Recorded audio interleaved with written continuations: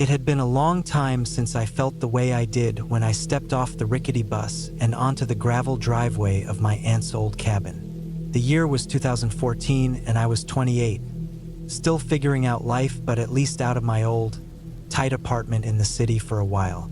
I had gotten a call a few weeks earlier from Aunt Carla, telling me she'd be out of town for a month and needed someone to take care of the cabin. She'd offered me the keys before, but I'd always found a reason to say no. I didn't know why this time was different. Maybe I wanted to escape the hustle, maybe I was tired of living surrounded by concrete, or maybe I just wanted to prove to myself I could do it. The cabin was a relic, situated deep in the Appalachian foothills, about 2 hours north of Asheville.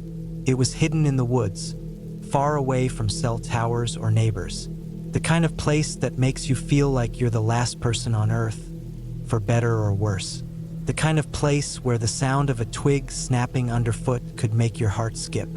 The first thing that struck me as I looked at the cabin was how little had changed. It was still small, with a weathered wood exterior and moss clinging to the roof in patches. The front porch was sagging slightly, the steps uneven, and the windows covered with thick drapes that made the whole place feel shut off from the world. It was a far cry from the modern condos and sleek, high-rise apartments I was used to, but something about it gave me a sense of peace I hadn't realized I needed. I opened the door to find everything inside just as I remembered it from my childhood. The old stone fireplace in the center of the living room, the mismatched furniture, and the heavy scent of pine wood that lingered in the air. The cabin had always felt lived in, but not in a comforting way.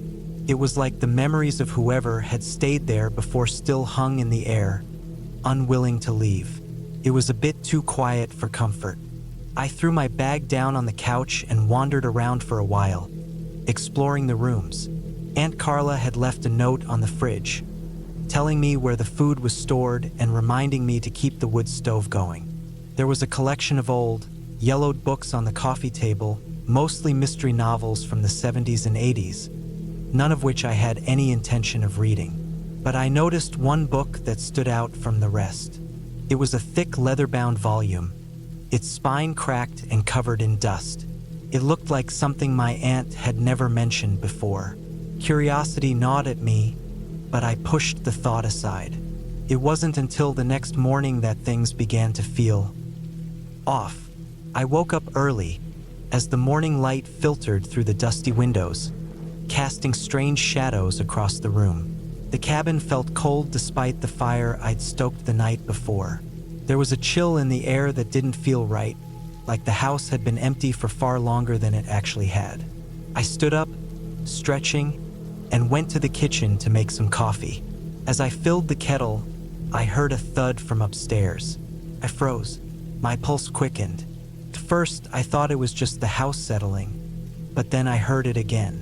Another thud, louder this time. Something or someone was up there. I told myself I was just being paranoid. Maybe it was a raccoon or a squirrel in the attic. I took a deep breath and grabbed a flashlight from the drawer. Slowly, I ascended the staircase, the old wood creaking underfoot. As I reached the top, I hesitated, the hairs on the back of my neck standing up. I pushed open the door to the spare room, the one my aunt had told me never to use, and found nothing but dust and cobwebs.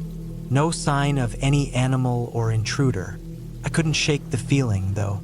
It was like I was being watched. I spent the rest of the day trying to ignore it, but the unease never left me. I stayed close to the fireplace, kept the lights on, and made sure the doors were locked. Even when I went outside to chop wood, I couldn't escape the nagging sensation that something was wrong. I tried to rationalize it. Maybe it was the isolation. Maybe it was the quiet. But deep down, I knew it was more than that. That night, as I was lying in bed trying to sleep, I heard something again. This time, it was unmistakable.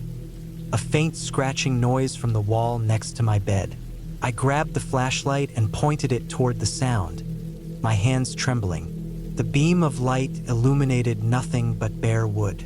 My heart hammered in my chest. Was it just a mouse?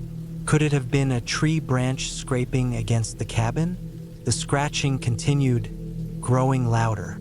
I jumped out of bed, ran to the stairs, and threw open the door to the living room. The house was silent again. I could hear my breath echoing through the empty space. That was when I saw it. On the far wall, barely visible in the dim light, was a dark mark. It was smeared across the wall like something had dragged across it, leaving a trail of black streaks. I walked closer, my mind racing. There was no way it could have happened naturally. The wood was too smooth, the mark too deliberate. But what could it mean? And who or what had made it? The rest of the night was a blur. I couldn't sleep, couldn't shake the feeling that something was terribly wrong. My only comfort was the fact that I had my dog, Baxter, with me. A German shepherd with a calm demeanor, he was usually more of a comfort than a guard dog. But tonight, he wouldn't leave my side. He kept pacing around, sniffing at the walls and growling low in his throat. By morning, I couldn't take it anymore. I packed my things, determined to leave, but something in the back of my mind told me I needed to stay just a little longer. Maybe it was fear, or maybe it was the odd sense of responsibility that came with being there alone. I decided to explore the woods around the cabin. Maybe the answers were out there, or maybe I'd find something that would help me understand what was happening inside. I grabbed my jacket and set out, with Baxter trailing behind me, his nose twitching as he sniffed the air.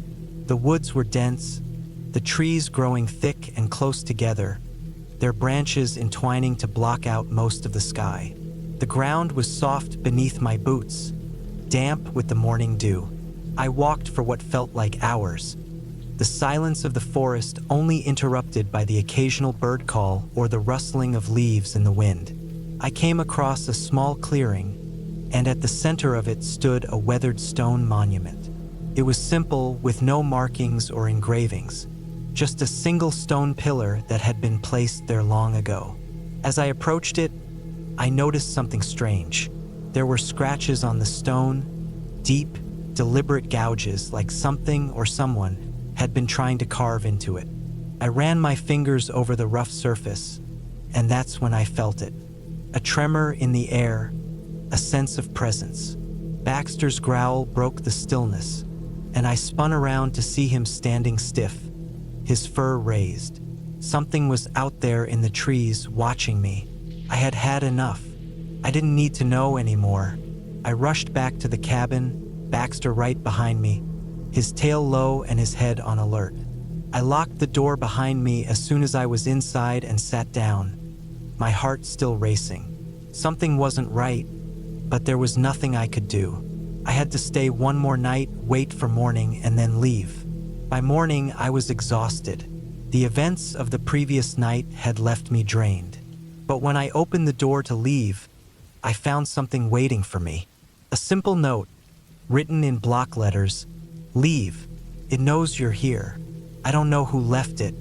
I don't know what was watching me that night or what made those marks on the walls. But I knew one thing for certain. I wasn't staying another minute.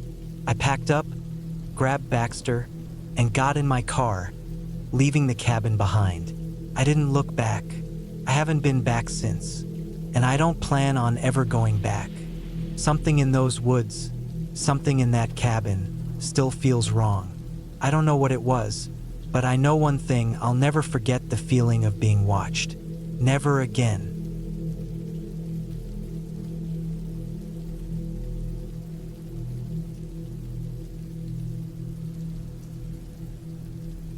It was a chilly evening in late October when I decided to take a trip to the cabin in the woods. I'd been craving the quiet, the isolation, and the peacefulness that the cabin provided. My dog, Max, a loyal German shepherd, was with me as always, his large frame and attentive gaze offering comfort in the stillness of the forest. The place was about an hour's drive from the nearest town, tucked away on a stretch of land that no one had visited in years. I'd inherited it from my uncle, and it was the kind of place that didn't exactly scream luxury retreat. But that's exactly what I liked about it. It was simple, rustic, and a bit rough around the edges. I pulled up to the cabin just as the sun dipped below the treeline, leaving the sky painted in shades of purple and orange. The air was crisp, and the smell of pine and damp earth filled my lungs as I opened the truck door. Max immediately jumped out, stretching his legs and sniffing the air. I grabbed my bag, made sure the truck was locked, and walked up the familiar path to the cabin's front door, feeling the crunch of fallen leaves underfoot. Inside, the cabin was exactly how I remembered it. Dusty, a bit worn, but full of character. The stone fireplace in the corner still had a few remnants of old wood stacked neatly beside it, the remnants of past visits. The wooden floors creaked as I made my way to the kitchen, where I set down my things. Max trotted along beside me, his tail wagging as he explored every corner. His large ears perked up. After settling in and grabbing a quick bite, I started a fire in the fireplace. The crackling sound and the warmth of the flames were a welcome contrast to the cold night outside. Max lay down near my feet, his head resting on his paws, eyes watching me.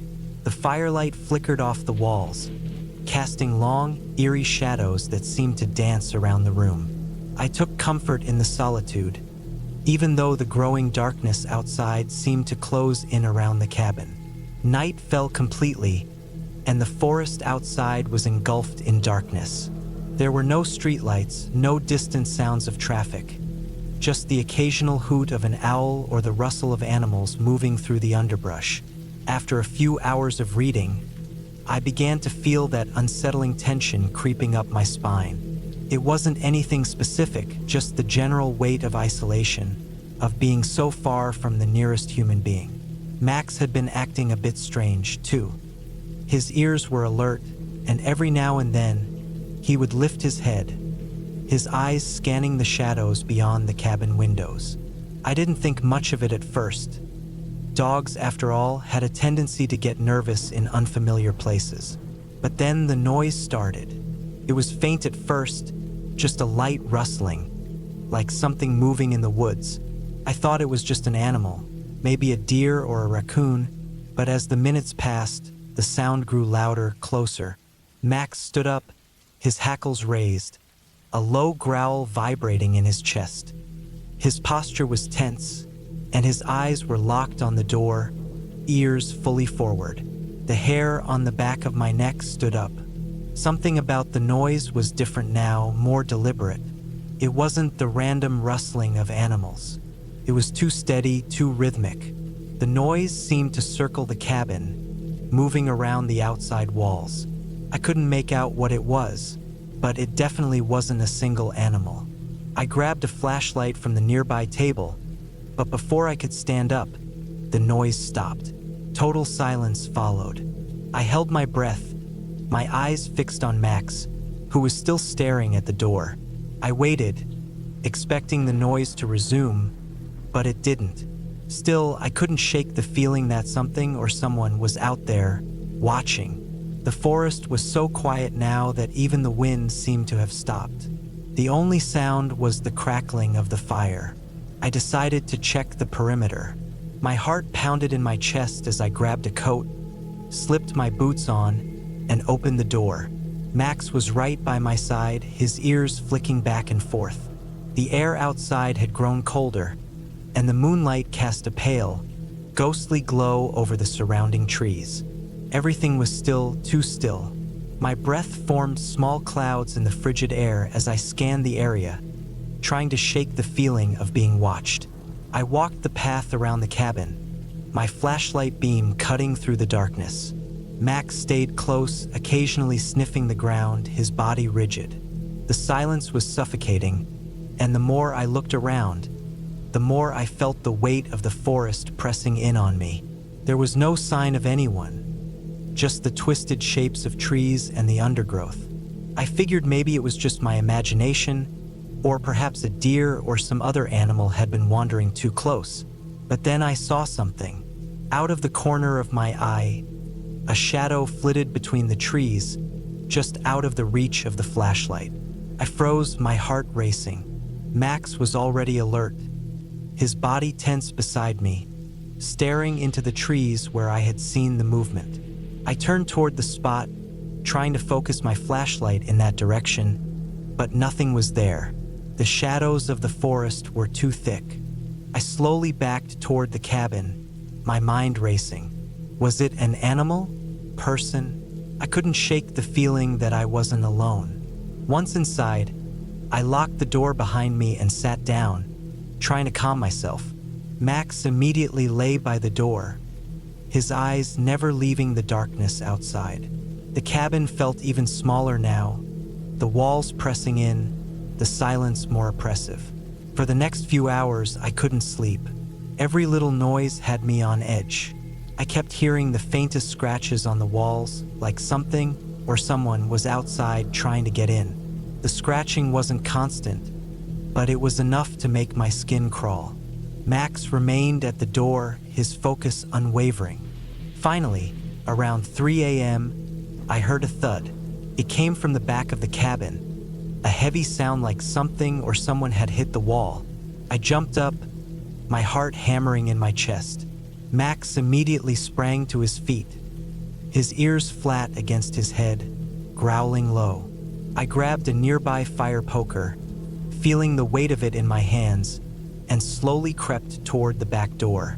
The thud had been so sudden, so unexpected, that my mind raced to make sense of it. I opened the door cautiously, the cool air hitting me like a slap in the face. The backyard was empty. I moved toward the woodshed, and then I saw it, a footprint in the mud. It was large, wide, the kind of print I'd expect from someone who had been walking around in boots. But it didn't make sense. Who would be out here miles from civilization? My mind raced again, but before I could process it, I heard it. A voice. It was faint at first, barely a whisper, but then it grew clearer. A man's voice calling my name. At least I thought it was mine. It wasn't like anything I'd ever heard before. It was almost a croon, like someone trying to lure me into the woods. I froze, my heart pounding in my throat. Max, to his credit, didn't flinch. He barked sharply, as if to say, "This isn't right." I rushed inside, slammed the door, and locked it again. I couldn't explain it, but I knew something was wrong. Whatever it was, I wasn't going to find out. The rest of the night passed in uneasy silence. I kept my back to the door, my eyes scanning every inch of the room. But no more sounds came, no more voices. By morning, I was exhausted but relieved. I quickly packed up, checked the cabin one last time, and left. As I drove away, the forest seemed to sigh behind me, as if glad to let me go. Max sat quietly beside me, still alert but calm. The drive back to town was uneventful, and I never looked back.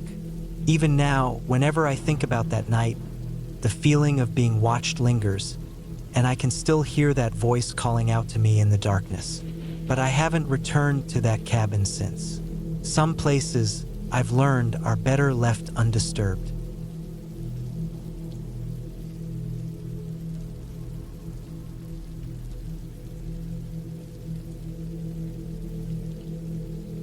I had been working as a park ranger for just under 2 years when I was assigned a solo shift at a small, remote station in the Cascade Range of Washington State. The cabin was old, set back deep in the forest, far away from any main roads.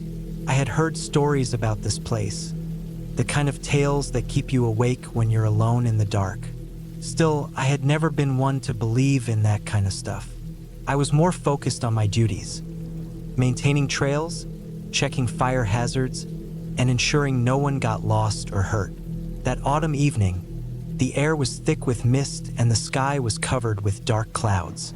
A storm was rolling in, but I figured I had plenty of time before it hit. The cabin was small but sturdy, with a wood stove in the corner, an old wooden table, and a small cot by the window. The walls were lined with various maps and emergency contact numbers, and the whole place had a musty smell, like wood and damp earth. I spent the first few hours organizing some paperwork and cleaning up around the cabin. By 9 p.m., the rain began to pick up.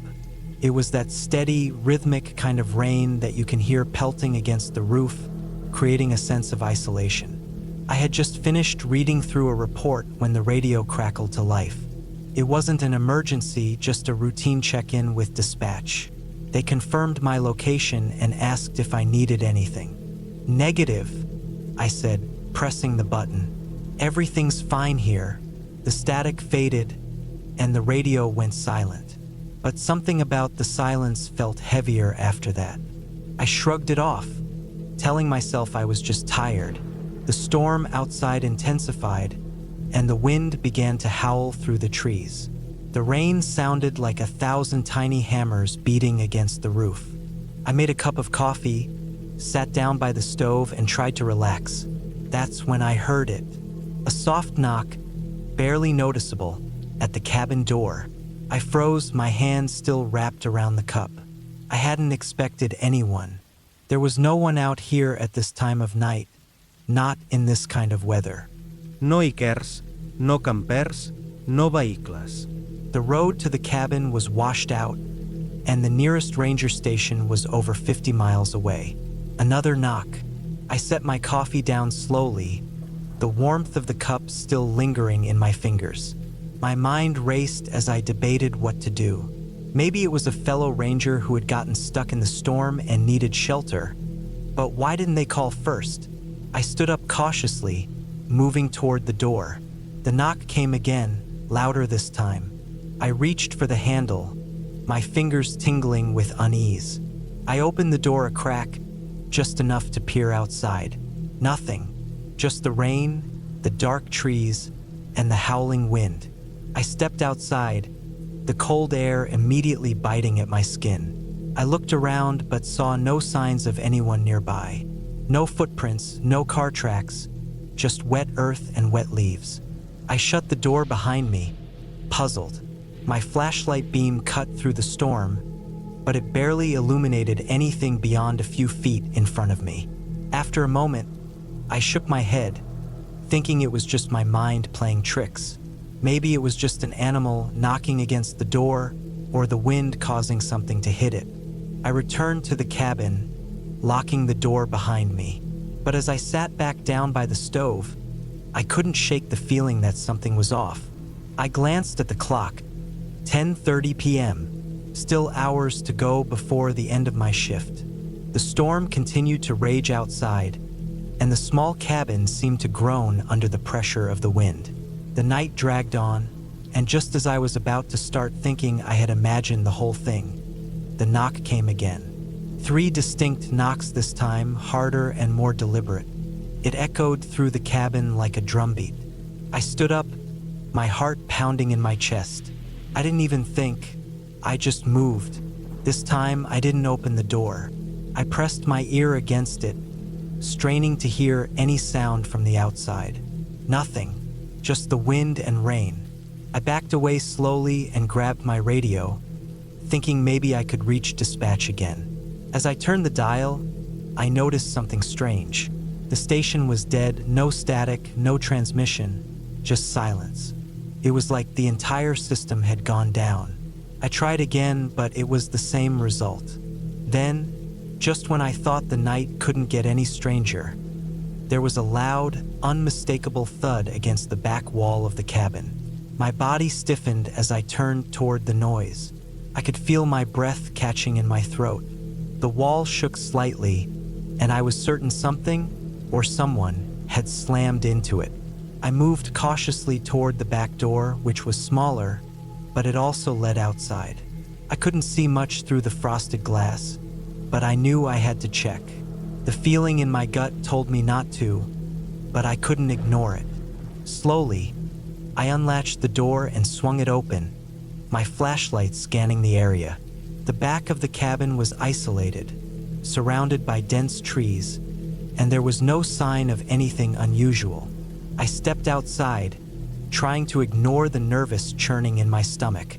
The wind was fierce, but I didn't see anything out of the ordinary. The trees around me swayed, their branches creaking in the storm, but there was nothing that could explain the noise. just the natural sounds of the wilderness in a storm. I was about to step back inside when I noticed something. A footprint, barely visible in the mud, but unmistakable. It was large and it looked fresh. I followed it with my flashlight. The trail led toward a thicket of trees. My mind screamed at me to go back inside, to lock the door, but my curiosity got the better of me. I crept toward the trees, the beam of my flashlight trembling in my hand. The wind howled, but there was something in the air now that felt wrong. It felt like the world around me was holding its breath. I reached the thicket and paused, looking around. The trees were thick, and I could hear nothing but the wind and the rain. Then, through the storm, I heard it again. A soft, barely audible whisper. It was coming from deep in the forest. Panic surged through me. This was ridiculous. There was no one out here. It had to be my imagination. But I couldn't shake the feeling that I wasn't alone. I turned to head back to the cabin, but before I could take a step, I heard a voice, a low, rumbling growl. I froze. It wasn't a human voice. My heart pounded in my chest as I turned back toward the sound. I didn't know what was out there, but I didn't want to find out. I ran back to the cabin, slamming the door behind me and locking it, my breath coming in ragged gasps. I sat there, heart racing, not daring to move. The storm raged outside, but inside the cabin, everything was still. I don't know how long I sat there, but eventually, the storm began to die down. The rain slowed, and the wind eased. I didn't hear any more knocks, no growls, no whispers. It was as if whatever had been outside had vanished. By morning, the storm had passed completely.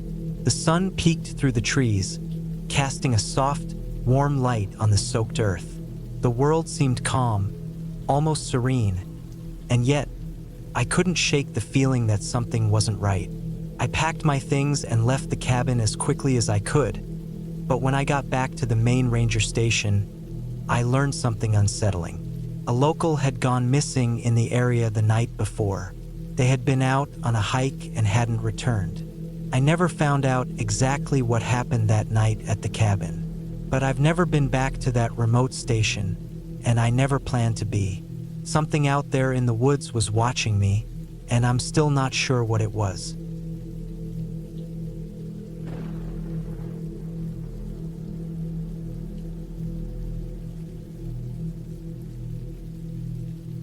The rain hit the windows of the small cabin hard, a constant, rhythmic tap that almost felt like an echo of my nerves.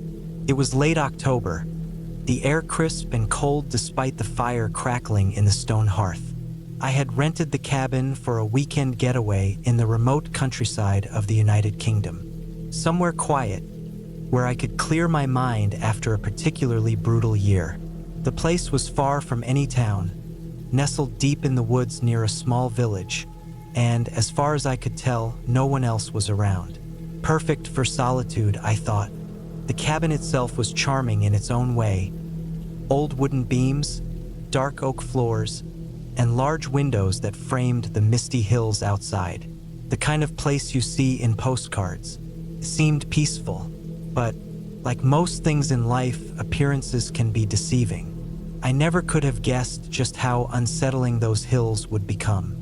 I arrived the evening before, unpacked, and spent the first few hours of my stay enjoying the cozy warmth of the fire, reading a book, and sipping a glass of red wine. The world outside was a blur of rain and wind, the kind of weather that makes you feel completely isolated from everything else.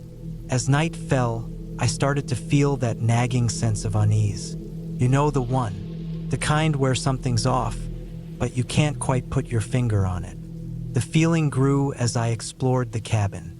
It was small, with only 2 rooms upstairs, one a bedroom and the other a bathroom, and a large, open living space downstairs. There was a small kitchen, a table with mismatched chairs, and a bookshelf with dusty novels. Everything had an old, worn-in feel, like it hadn't been updated in decades. But there was something about it that made it charming, I suppose. But there was one thing that struck me odd: the upstairs window. It was big, with an incredible view of the forest stretching out beyond the cabin. But as I walked past it, I couldn't shake the feeling that something, or someone, was out there, watching. That night, the wind howled so loudly it sounded like a distant scream. I had trouble sleeping, the sound of the storm pushing against the walls of the cabin making my thoughts race. Around 2 a.m., I woke up to the sound of a thud downstairs. My heart stopped for a moment. I told myself it was just the wind or maybe an animal outside, but my gut told me something wasn't right. I lay still, listening to the silence, trying to make sense of what I had heard. A second thud, louder this time. I slowly got out of bed, my feet cold against the wooden floor. The darkness of the room felt suffocating. I grabbed the flashlight off the nightstand and moved quietly towards the stairs. The floorboards creaked beneath my weight, and each step felt like an eternity. The hallway downstairs was quiet again, but my senses were on high alert, the feeling of being watched more intense than before. As I reached the living room, I froze. The front door was wide open. I hadn't left it open. In fact, I distinctly remembered locking it before going to bed. My heart thudded in my chest as I walked towards the door, trying to stay calm. The rain poured in, the wind rushing through the opening, but there was no sign of anyone around. I stepped outside, the mud cold beneath my feet, and scanned the area. The cabin was isolated, with no houses or paths nearby, just trees and a thick, foggy mist rolling through the woods. I checked the door again, locking it and bolting it this time, but that nagging feeling didn't go away. I went back upstairs, the unease clawing at my insides, and tried to sleep, but every creak of the cabin, every rustle of the wind made my mind race. Was I imagining things? Was someone trying to mess with me? The next day, the fog had lifted, but the air still held a chill. I decided to take a walk through the woods to shake off the strange events of the night before. As I walked through the dense trees, I found myself drawn toward a narrow trail that seemed to lead deeper into the forest. It was quiet out here, the only sounds being my footsteps and the occasional call of a bird overhead. I wandered for what felt like hours, trying to calm my thoughts, but I couldn't shake the sense of being followed. The whole forest felt alive in a way I couldn't explain, like the trees were watching, the ground shifting beneath me. My pace quickened, and soon I found myself standing at the edge of a small clearing, where an old, dilapidated barn stood. The roof sagged, and the wooden walls were covered in moss. It looked abandoned, but there was something about it that made my skin crawl. Then I saw her, a woman, standing in the doorway of the barn. She was tall, thin, and pale, her dark hair hanging loose around her face. She wore an old, tattered dress, its edges frayed and stained. She didn't move, just stared at me with wide, unblinking eyes. For a moment, I thought it was just my mind playing tricks on me. But then she stepped forward, slowly, deliberately. I didn't know what to do. My legs were rooted to the spot, my heart hammering in my chest. She continued to stare at me, her expression unreadable. There was something unsettling about her presence, like she didn't belong in the world around her. And for a moment, I felt a deep, primal fear I couldn't explain. I backed away, my breath shallow, the woods suddenly feeling too close, too suffocating. I turned and ran, not daring to look back. My footsteps were a frantic beat against the wet earth, and when I finally reached the cabin, I slammed the door shut and locked it, my hands shaking. Couldn't breathe. What had I just seen? Had I imagined it? I tried to convince myself I had, but the image of that woman, her pale face, those hollow eyes, stayed with me. That night, I didn't sleep at all. I sat in the dark, staring at the fire, my mind racing. What was going on? Why had I seen her? Was someone out there? I thought about leaving, but something kept me rooted to the spot. I didn't want to go into the unknown, to step out into those woods again. The next morning, I packed my things. I didn't want to stay any longer. As I grabbed my bag, I noticed something on the floor near the door, a small, worn piece of paper, folded neatly.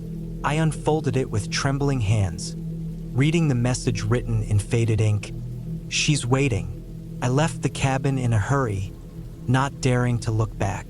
The village was a few miles down the road, and as I passed it, I saw an old man standing by the side of the street.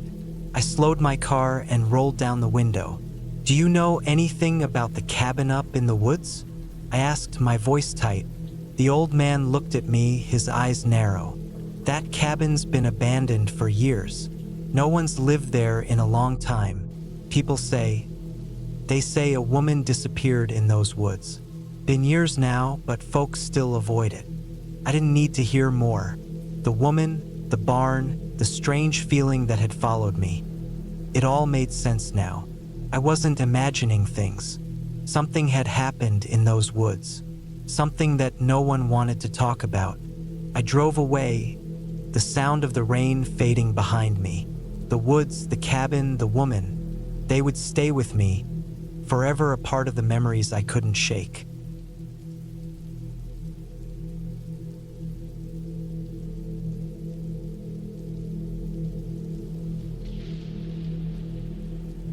It was the end of November, and the days were growing shorter. I was in my late 20s, and after a long stretch of city living, I decided it was time to get away. I'd been hunting with my father when I was younger, but the cabin we'd used was sold after his passing a few years ago. That summer, I'd found a new place, a secluded hunting cabin deep in the mountains of Wyoming, far from any real civilization. It had a rough, rugged feel to it, just the kind of spot I needed to clear my head. The cabin was small, built from weathered logs with a steep slanted roof. There was a stone chimney on the side that looked like it hadn't been used in years. A thin trail of smoke drifted from it, but when I arrived, the place was eerily quiet, like no one had been there in weeks, or maybe even months. I had planned on staying just the weekend, but as I parked my truck and unloaded my gear, I felt that pull to stay longer. There was something peaceful about the place. The sound of the wind rustling through the pines and the endless stretch of wilderness around me. I'd brought enough food to last a week, and I was looking forward to some quiet days of hunting, reading, and solitude. The first evening, after unpacking my gear and stoking a fire in the small stove, I sat in the chair by the window with a hot cup of coffee, watching the light fade from the sky. The snow had already started to come down, thick and heavy, blanketing the ground and the trees in a soft, white layer. It felt like the world had been swallowed up by the mountains, and I couldn't hear anything except the occasional crackle of the fire and the wind outside. As night settled in, I realized how isolated I really was. My phone didn't get any reception, and the closest town was a good 2-hour drive away. If anything went wrong, I'd be on my own. But that was the whole point, right? To get away from everything, to disconnect. I didn't feel scared, not at first, but something about the silence started to gnaw at me. It wasn't just the typical quiet of the wilderness. It was deeper, like something was just out of reach, watching. That night, I slept fitfully. Every small sound outside made me jerk awake. Twigs snapping in the woods, the wind moaning through the trees. I kept thinking I heard footsteps outside, but when I looked, there was nothing, just the snow falling steadily in the darkness. The next morning, I set out early to hunt. I had a bow, and though I wasn't a seasoned hunter, I knew the basics. The forest around the cabin was dense, the trees tall and twisted, with patches of thick underbrush that made it hard to move through quietly. I knew this was going to be a tough hunt, but I figured I'd enjoy the challenge. After a few hours of trekking through the woods, I spotted a deer, a big buck, standing still in a small clearing. I took a deep breath and pulled back the string of my bow. My heart pounded in my chest, my focus narrowing on the deer. I released the arrow, but just as it left the bowstring, I heard a sound behind me, a rustle, like something heavy pushing through the brush. I spun around, but there was nothing there. The woods were still. The deer bolted, and I cursed under my breath, disappointed. But that strange feeling crept back. It wasn't just the noise, it was the way the air had changed. A low, oppressive pressure seemed to hang over everything. I spent the rest of the day in the woods, but the feeling never left. I couldn't shake the sensation of being watched, and every rustle in the leaves made my heart race. By the time I returned to the cabin, the sun was setting, and the temperature had dropped significantly. The snow had picked up too, and the world outside was a blur of white.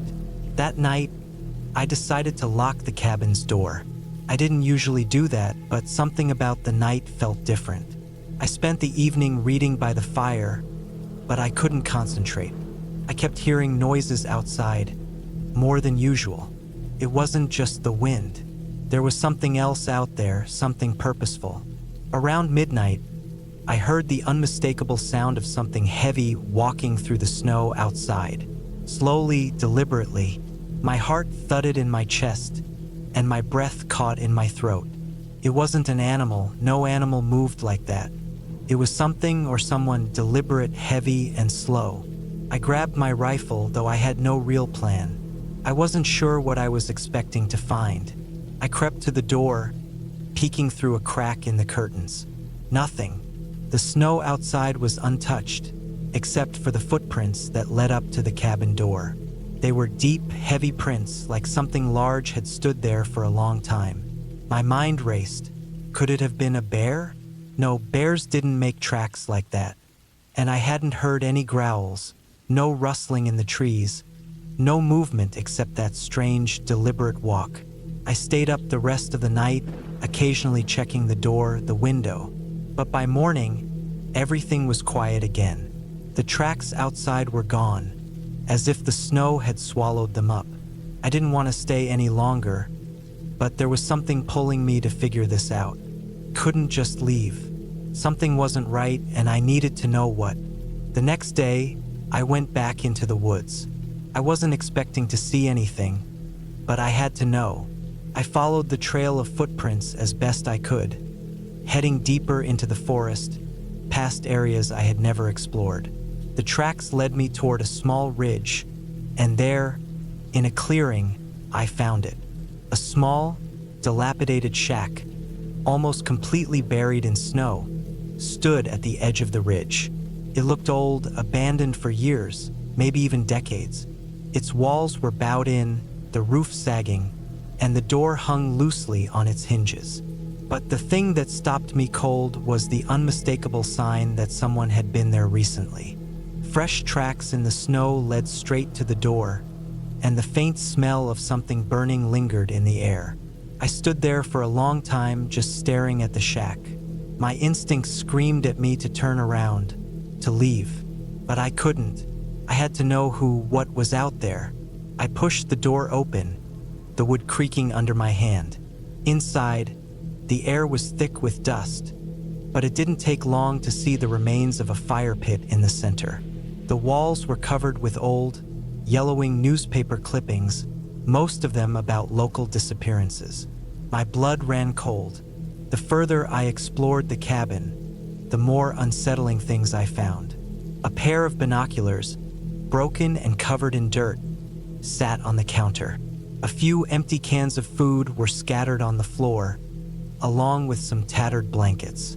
But what really made my stomach drop was the old, rusty trap that sat against the wall. It was a bear trap, large enough to catch something with a serious weight to it. I had to leave, fast. I turned around, but before I could make it to the door, I heard it, the sound of a twig snapping from behind me. I whipped around, but there was nothing there. Then I saw the movement, just a shadow, dark against the snow, flitting from tree to tree. It was quick, deliberate. I could feel my heart racing. This wasn't an animal. It was something or someone. Without thinking, I bolted for the cabin. I didn't look back until I was inside. The door slammed shut behind me. I grabbed my gear, my rifle, and I left that night. I didn't stop driving until I hit the main road, until I knew I was far enough from that place. I didn't know who or what was in those woods, but I sure wasn't going to find out. Some things are better left alone.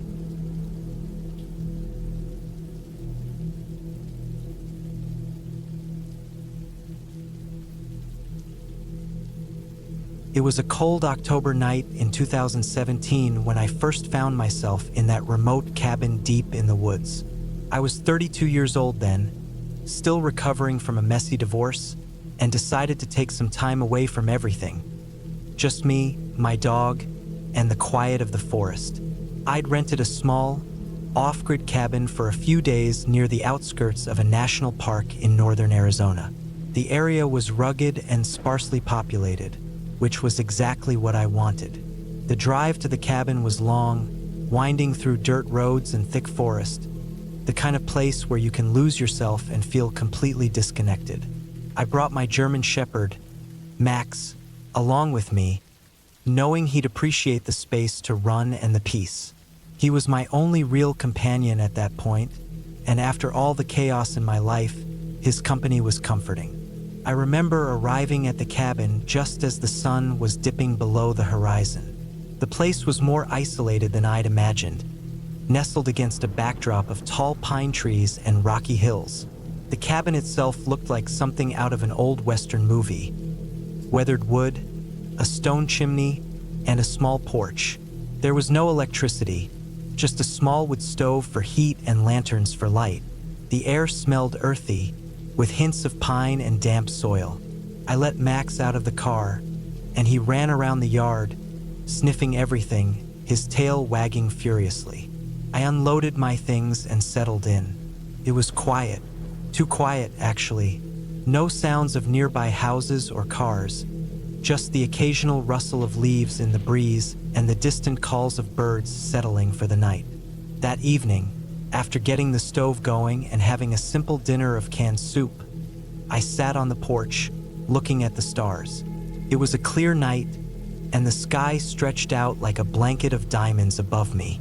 Max was lying by my feet, content. I tried to push away the nagging feeling that I wasn't truly alone out here, but the stillness of the place just felt wrong. Around midnight, I was still awake, lying in bed with Max curled up next to me. The cabin creaked with the wind outside, and the occasional snap of branches or the rustle of leaves made the silence seem even more intense. I could hear the soft sound of Max's breathing, and it was the only thing keeping me grounded. But then, I heard something else. A twig snap, followed by a dragging sound, like someone shuffling their feet in the dirt. My heart skipped a beat, and I held my breath. It was too quiet before, and now the air felt dense, thick with tension. Max's ears perked up immediately. He was still lying next to me, but his body was stiff, his eyes fixed on the window. I didn't move, barely even blinking. The sound was coming from just outside, near the edge of the forest. It wasn't the wind. I knew that. It sounded too deliberate, too human. The noises stopped after a few moments, and I let out a slow, shaky breath. Maybe it was just an animal. I tried to reassure myself. A bear, maybe, or some other large creature. But there was something about the sound that didn't sit right. It felt too purposeful. I sat up slowly, trying not to disturb Max, who was now growling softly, a low, throaty sound that sent a chill down my spine. His hackles were raised, and I could see his body trembling with unease. I glanced at the window. The moonlight was streaming through, casting long shadows across the room, but I couldn't see anything through the glass. I waited for what felt like hours, straining my ears to catch any sounds. The silence returned, but it was a different kind of silence now, unnerving, as though the world had stopped, holding its breath. Just as I was about to lay back down, there came another sound. This time, it was closer, a scraping sound, like nails dragging against the wood. It was coming from the side of the cabin, right outside the bedroom window. I froze, staring at the spot where I knew the sound was coming from. Max's growl deepened, and he suddenly bolted upright, his body rigid. I could feel his tension vibrating in the air. I slowly got up, trying to stay as quiet as possible, and grabbed the flashlight I'd left on the nightstand. I tiptoed to the window, parting the curtains just enough to peek outside. The beam of light from the flashlight cut through the darkness, illuminating the forest edge. For a moment, nothing.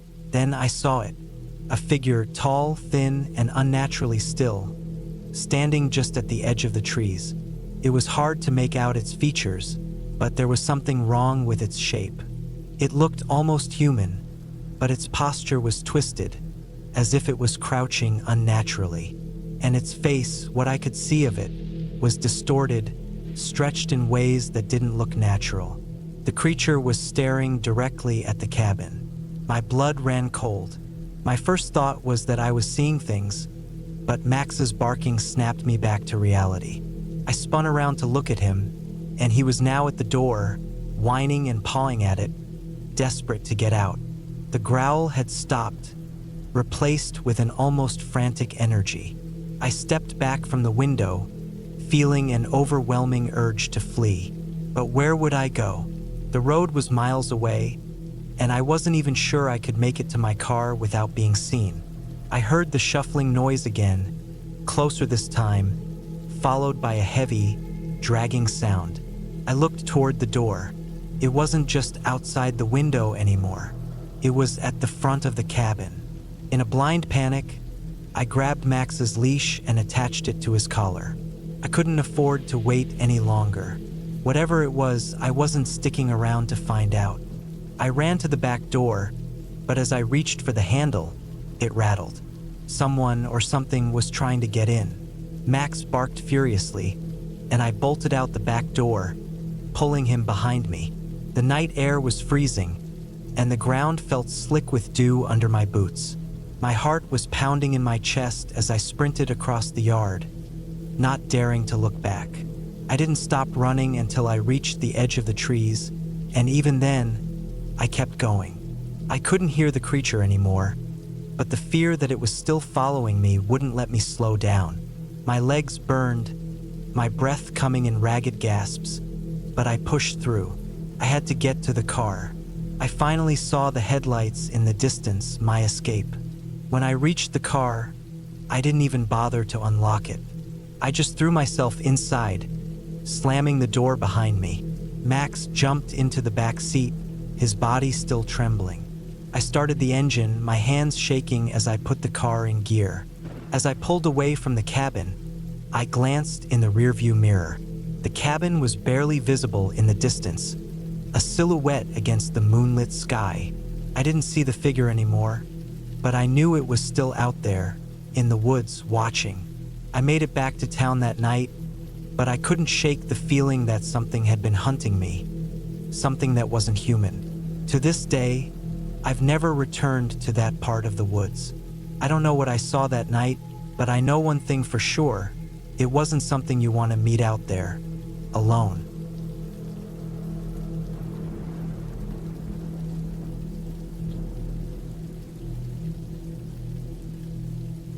The old cabin stood silent in the middle of the dense woods. It had been years since anyone had come by here. I wasn't sure why I had decided to visit it, but something about its worn-out appearance had drawn me in. Maybe it was the isolation, or perhaps the stories I'd heard when I was younger that seemed to call out to me now. The air had a chill that made my breath visible as I stood there at the edge of the clearing, staring at the cabin through the trees. The afternoon light was fading, casting long, crooked shadows across the dirt path that led to the front door. The wooden walls, once painted white, had turned an ashen gray. The roof had holes and parts of it sagged, threatening to collapse. The cabin didn't seem like it was built to last, but it had survived longer than I expected. I'd heard the rumors over the years, how the cabin had once belonged to an old man who lived alone, and how after his mysterious disappearance, no one dared to come close. They said strange things happened around the place, that people had heard odd noises coming from within the walls at night, or that the forest itself seemed to get thicker around it, as if trying to hide it away from prying eyes. None of that had ever seemed real to me. I always chalked it up to local gossip, people embellishing tales to add some mystery to the area. But still, there was something unsettling about this place, something that made me uneasy, despite my logical thinking. I took a hesitant step toward the cabin. The path was overgrown with weeds, and as I walked, the dry leaves crunched under my boots.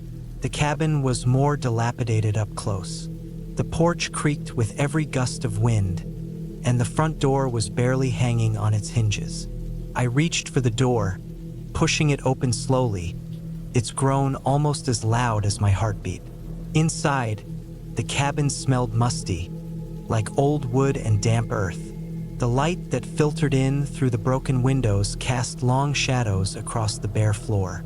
It was a one-room cabin with a small stone fireplace in the corner. The walls were covered in peeling wallpaper, yellowed with age, and there was a faint outline of where a few pictures or shelves once hung. There was no furniture, except for a broken chair in the corner, its legs bent and twisted. The remnants of a wooden table sat near the fireplace, its surface warped and cracked, like it had been subjected to years of neglect. I walked further inside, the floorboards creaking under my weight. I could hear the wind rustling through the trees outside, but inside, it was deathly quiet. It was almost as if the place itself had a presence, something that didn't want me there. I shivered and pulled my jacket tighter around my shoulders. As I explored, I noticed something odd. There were faint markings on the walls, small scratches that looked like they had been made by something sharp.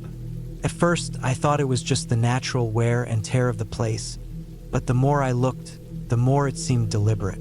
Some of the marks formed patterns, like symbols, strange, almost tribal in design. I couldn't help but run my fingers over them.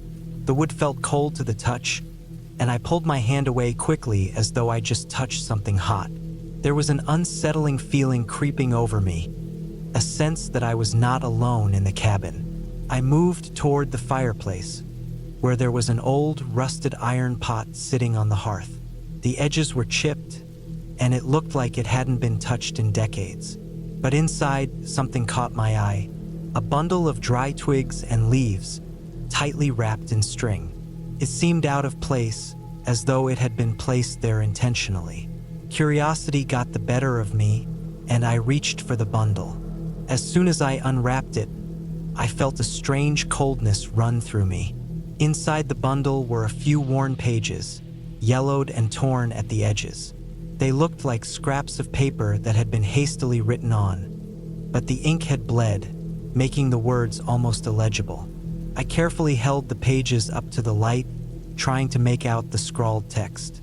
The handwriting was erratic, like the person who had written it was in a hurry. The words jumped out at me. Asterisk, they watch from the trees. The eyes never stop. They're always waiting for you to come back. Asterisk, the sentence sent a chill down my spine, and I immediately dropped the pages back into the pot. I didn't want to read more, didn't want to know what else it said. My mind raced, and I tried to shake off the sense of dread that had settled in my stomach. I turned to leave, but as I moved toward the door, something caught my attention. A sound. It was faint at first, like a low thud, almost like footsteps. I froze, my heart pounding in my chest. I strained my ears, listening intently. The noise came again, louder this time. It was coming from the back of the cabin. My body froze. My breath became shallow, and every muscle in my body screamed at me to leave, but my feet refused to move. Slowly, I turned toward the back of the cabin, my eyes scanning the dark corners of the room. The air felt heavier now, thick with tension. The sound came again, and this time, I could tell it wasn't just one noise. It was like something or someone was moving around in the darkness. I stood there, rooted to the spot, unable to make a sound. I wanted to run, but I couldn't bring myself to turn away from the noise. My heart thudded in my chest, faster now, echoing in my ears. And then I saw it, a figure. It was faint at first, a shadow in the corner of my eye. But as I focused, I saw it more clearly. A person, crouched low to the ground, hidden in the darkest corner of the cabin. Their eyes gleamed, reflecting the dim light like those of an animal, wide and unnerving. I couldn't make out their features, but I knew they were watching me. I stood there, not moving, feeling the sweat trickle down my back. Couldn't breathe. The figure stayed still, its eyes locked on mine, never blinking. I was too terrified to look away. And then, just as quickly as it had appeared, it was gone. Vanished into the shadows like it had never been there. The silence that followed was almost worse than the noise. I didn't wait to see if it would come back. My feet finally regained control, and I bolted for the door, not caring about the noise the hinges made as I yanked it open. I ran without looking back, my heart pounding in my ears, my legs aching from the adrenaline. I didn't stop until I was back on the main road, gasping for breath.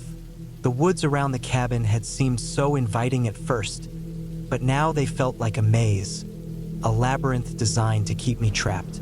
I couldn't explain what I saw, what happened in that cabin, but I knew one thing for sure. Whatever it wasn't just my imagination. I never went back to that cabin, but every time I pass those woods, I can't shake the feeling that someone, or something, is still watching, waiting for me to return.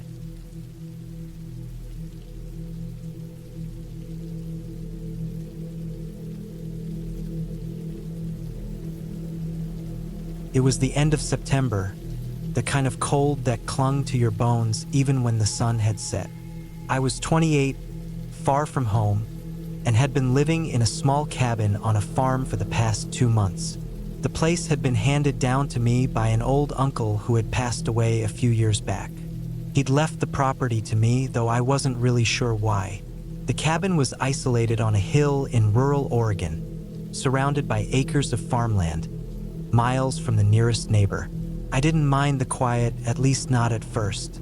It was a retreat, a place to escape the city noise and the demands of everyday life. But as the days grew shorter and the wind picked up, I started to feel the isolation pressing in on me. The land was massive, but the cabin itself wasn't much. The wood floors creaked with every step, the thin walls let the cold seep through, and the fire in the old stone hearth never quite warmed the place. It was enough to make me wonder if I had made a mistake moving here. One evening, as I was making a simple dinner, just some soup and bread, I heard a noise coming from outside. It wasn't the usual sounds of wind or animals I had grown used to. This was different, a soft scraping sound. It was almost like something being dragged across the ground. I froze, spoon halfway to my mouth. My senses suddenly heightened. Came again, a little louder, and I quickly set the spoon down. I told myself it was probably just an animal, maybe a raccoon or a stray dog. But the more I listened, the less convinced I was. The sound was coming from behind the cabin, from the woods that surrounded it. I grabbed a flashlight and cautiously stepped outside, the cold air hitting me like a slap. The wind had picked up even more, rustling the leaves in the trees, making everything seem eerily alive. I swung the beam of light around the yard but saw nothing unusual. The barn was still, the trees dark and unmoving. I walked slowly toward the back of the cabin, where the sound had come from. My boots crunched on the gravel as I moved. Suddenly, the scraping noise stopped. I stood still, waiting, holding my breath. I could feel the hairs on the back of my neck stand up. There was something off. Then, just as I was about to turn around and head back inside, I saw it, a figure, standing in the woods just beyond the reach of my flashlight's beam. It was a woman, or at least I thought it was. She was dressed in an old, tattered dress, something that looked like it had been worn for years. Her long, unkempt hair hung in front of her face, making it difficult to make out any features. I didn't know what to think. My heart began to race, and my mind immediately jumped to the worst possible scenario. Was she someone who had been living out here in the woods? A hermit? Or was she something else? "Hello," I called out, though my voice wavered slightly, betraying my unease. The woman didn't respond. She just stood there, unmoving, her face hidden. I took a step forward, trying to gather my thoughts. Maybe she was lost. Maybe she needed help. But something didn't feel right about this. The woman didn't look like someone who needed help.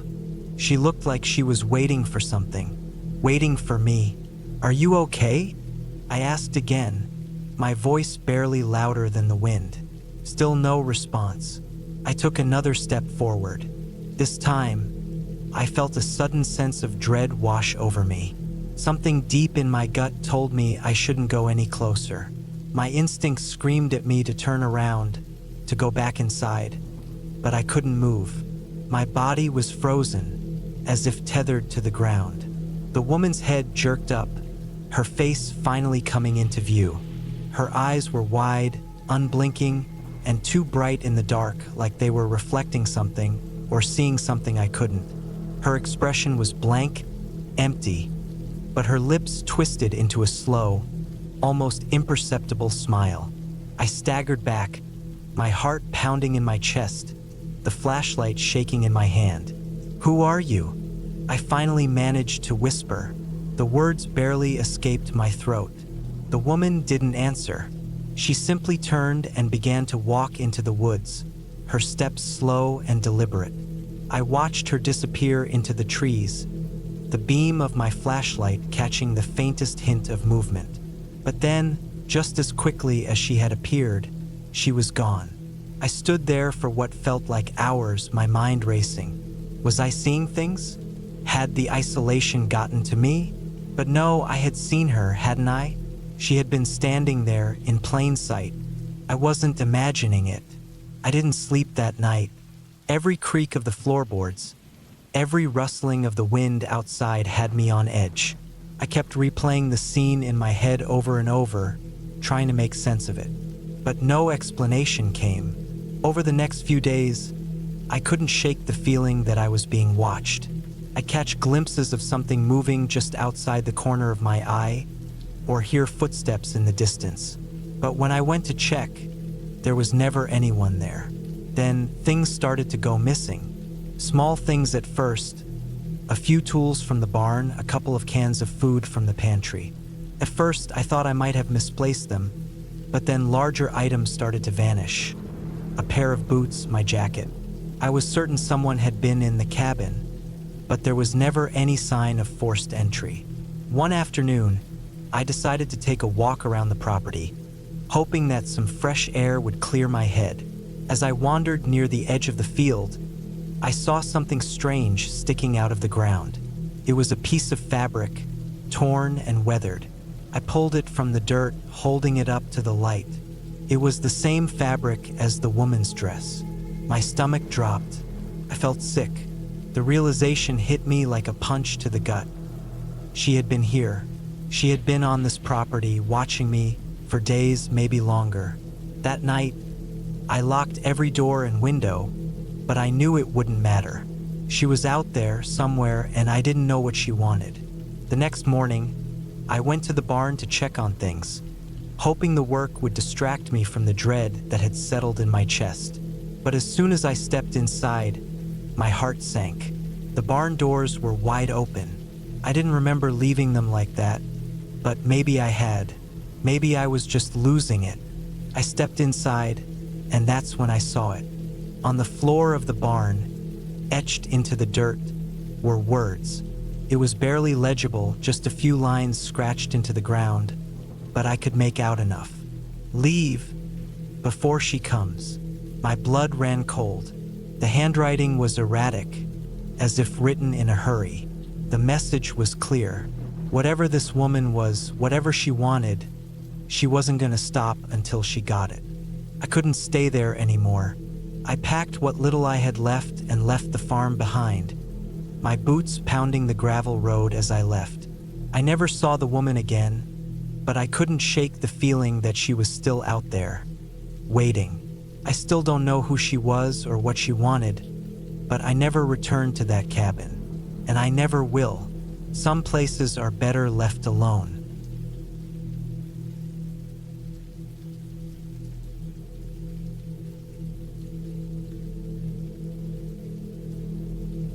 The rain started coming down harder as I laid the final beam in place, the cabin finally taking shape under the dim light of my lantern. It had been a long week of work, building it from scratch with nothing but my hands, a few tools, and a stubborn determination to see it through.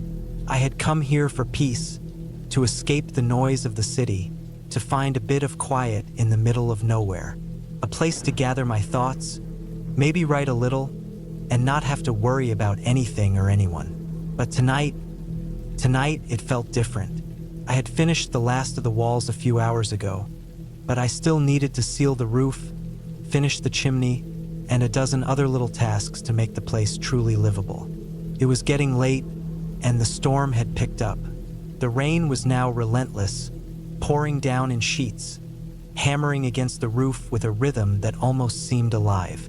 The wind howled outside, shaking the trees and making the whole cabin creak and groan. The small cabin I'd been building sat at the edge of a dense forest, about 20 miles from the nearest town. The land had been empty for years, untouched by modern development. No neighbors, no houses, just acres of trees, hills, and the occasional stream. It was a spot I'd picked out during one of my hikes last year and had come back to in early spring, eager to build something simple, just for me. I figured I could finish it in a month, maybe 2, but the storms and the unpredictable weather had slowed me down. Tonight, I was hoping to finish the roof, get the chimney in place, and call it a day. But the rain had other plans. I tried to focus on the task at hand, tightening a few bolts on the roof, trying to ignore the rising sense of discomfort that had begun to creep up on me. The storm outside had picked up strength, the wind howling around the small cabin like something was out there, trying to get in. I didn't know why I felt it, but there was an unsettling presence in the air, a nagging feeling that I wasn't alone. I shook it off. Just the storm, I told myself. The wind, the rain. But still, something didn't sit right. The trees around the cabin swayed violently, their branches creaking like the groans of old men. I could see flashes of lightning through the small windows I had installed earlier that evening. Each strike lit up the woods in a jagged, staccato rhythm, making the trees look like twisted figures, reaching out to grab me. I rubbed my hands together and tried to focus on the task, the metallic smell of the rain mixing with the damp wood of the cabin. But the unease wouldn't go away. I had barely finished securing a few more roof shingles when a loud crack sounded outside.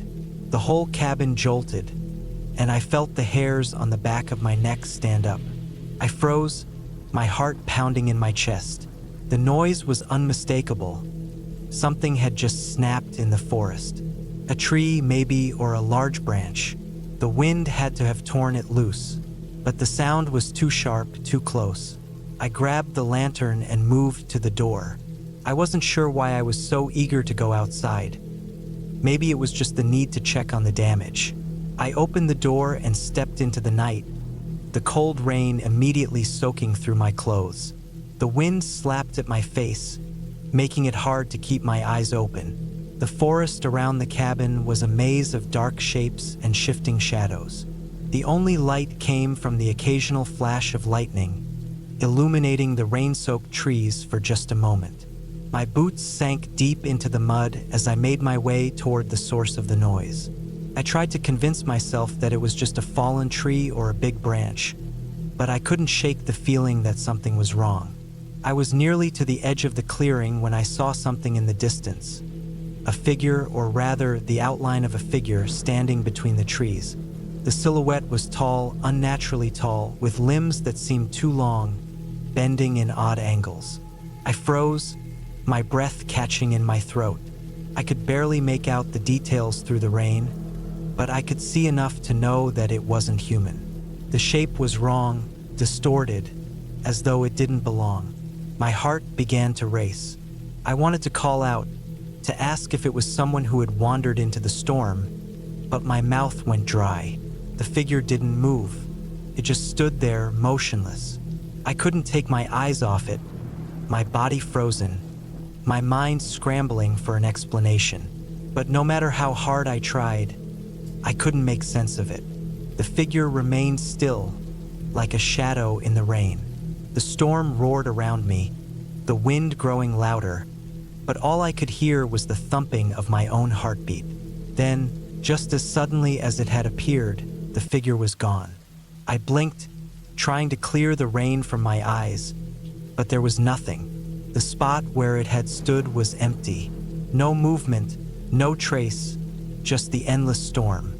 I stood there for what felt like forever, but finally the rational part of my brain took over. It had to have been a trick of the light or my eyes playing tricks on me. The rain, the lightning, it could distort everything. There was no way that thing could have been real. Still, I couldn't shake the feeling. I turned and hurried back to the cabin, slamming the door behind me and locking it. My hands were trembling, and I didn't know if it was from the cold or from fear. I tried to shake it off, tried to convince myself that it was just my imagination, but I couldn't. Every creak of the cabin, every gust of wind, every flash of lightning made my skin crawl. Felt like something was out there, waiting. I stayed up for hours, my back pressed against the wall, my eyes glued to the door, but nothing happened. The storm raged on through the night, the wind making the cabin groan and creak with each gust. But there was no sign of that thing, no more strange figures lurking in the trees. Just the storm. By morning, the rain had stopped. The wind had died down, and everything was eerily quiet. I stepped outside, the air still thick with the smell of wet earth. There was no sign of anything unusual in the woods. The trees were standing as they always had. The cabin, though, felt different. Empty somehow, like it was missing something. I stood there for a long time, staring into the woods. And for the first time since I'd come here, I felt the weight of the silence. There was no sound, no movement, no sign of anything living. It was as though the world had gone still, as though it was waiting. I never saw that figure again, but sometimes when the wind picks up and the rain falls hard enough to drown out everything else, I wonder if it ever really left.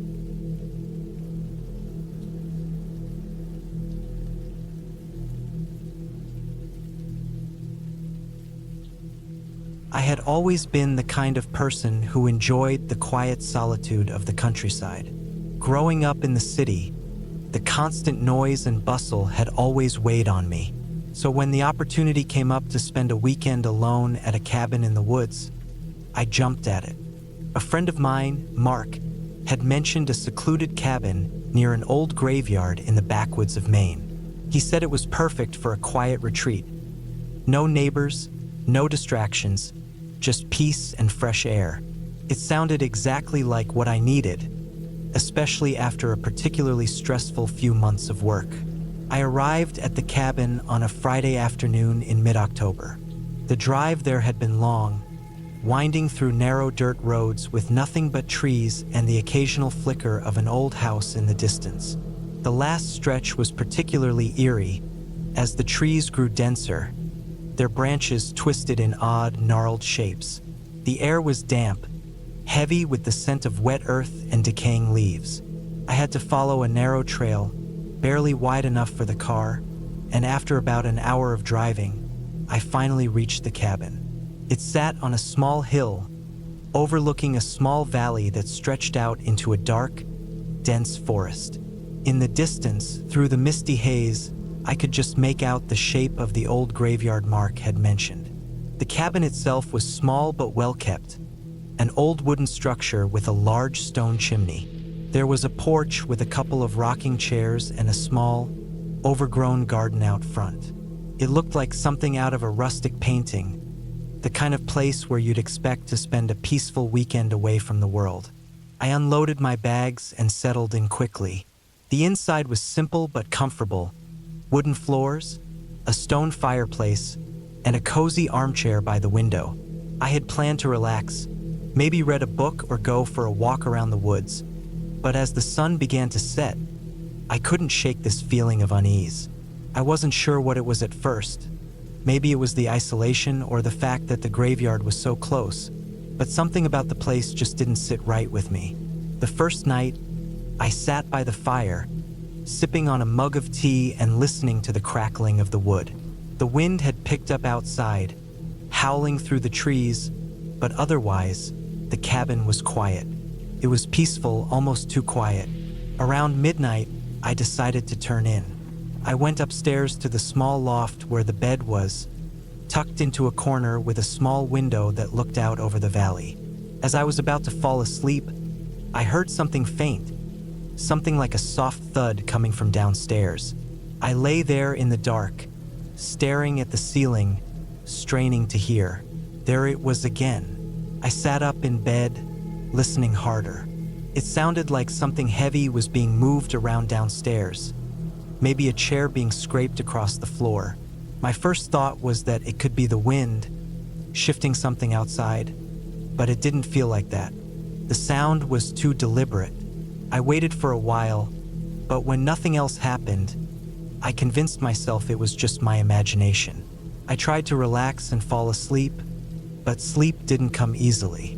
The feeling of unease settled in deeper, like an itch I couldn't scratch. Finally, after what felt like hours, I drifted off into a restless sleep. The next morning, I woke up early, my mind still fuzzy from lack of rest. I stood up and stretched, then glanced out the window. The mist had thickened overnight, swirling around the graveyard in the distance like a fog rolling over an ancient battlefield. The trees in the valley were bare now, their leaves scattered on the ground in a blanket of gold and brown. I decided to go for a walk, hoping that some fresh air would clear my head. The graveyard was my first stop. It was a small, forgotten place, nestled deep in the woods.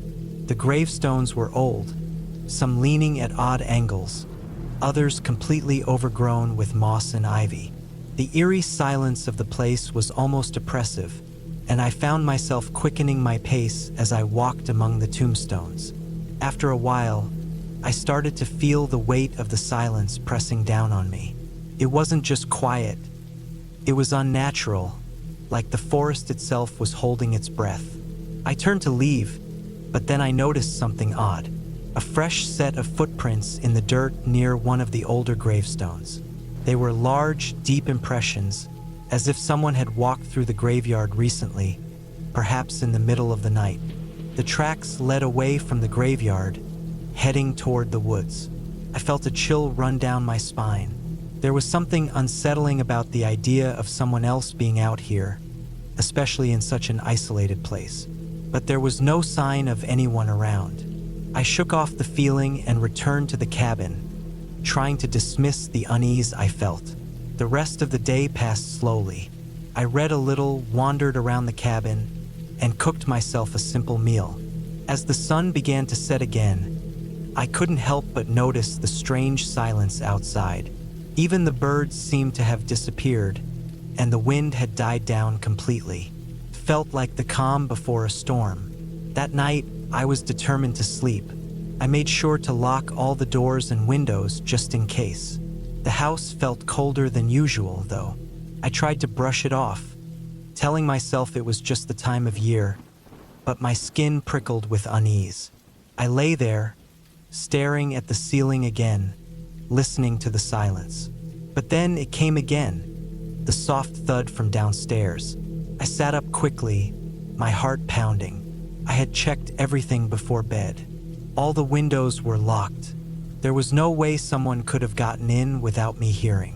Yet, there it was again, the unmistakable sound of something heavy being moved around. This time, I didn't wait. I grabbed my flashlight and crept downstairs, trying not to make a sound.